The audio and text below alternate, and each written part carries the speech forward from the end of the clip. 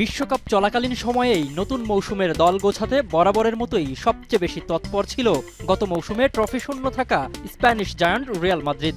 শুধু অর্থ খরচই নয়, ক্লাবের ঐতিহ্য আর ফ্লোরেন্তিনোর মাস্টারমাইন্ডে রক্ষণভাগ ও মিডফিল্ডকে শক্তিশালী করতে লস ব্লাসকোরা দলে ভিড়িয়েছে এক ঝাঁক তারকা। চেলসি থেকে ৫৫ মিলিয়ন পাউন্ডে রিয়ালে যোগ দিয়েছেন Spanish left back Marc Cucurella. আর ফ্রি ট্রান্সফারে রিয়ালে চুক্তিবদ্ধ হয়েছেন অভিজ্ঞ পর্তুগিজ মিডফিল্ডার বার্নার্ডো সিলভা ও ফরাসি সেন্ট্রাল ডিফেন্স তারকা ইব্রাহিম কোনাতে। আর ১৭ মিলিয়ন পাউন্ডে চুক্তিতে রিয়ালের নতুন রাইট ব্যাক ডাচ তারকা ডেনজেল ডামফ্রিস।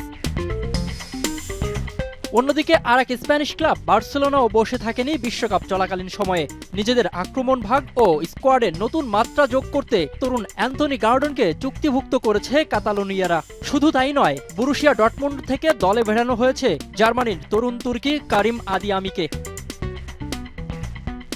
লা লিগার পাশাপাশি দল বদলের অর্থের খেলায় পিছিয়ে নেই ইংলিশ প্রিমিয়ার লিগও। বড় চমক দিয়ে চেলসি ছেড়ে অ্যাস্টন ভিলায় যোগ দিচ্ছেন আর্জেন্টাইন তরুণ উইঙ্গার আলেহান্দ্রো গার্নাচো। প্রায় ৪৩ মিলিয়ন পাউন্ড মূল্যের চুক্তিতে ধারের খেলোয়াড় হিসেবে অ্যাস্টন ভিলার জার্সিতে দেখা যাবে আর্জেন্টাইন এই সেন্সেশনকে।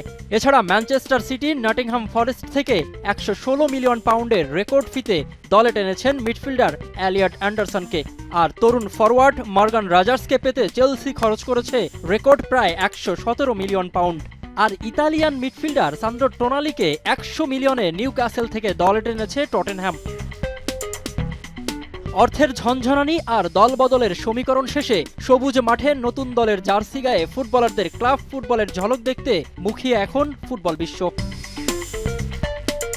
মিনারুল ইসলাম, এখন।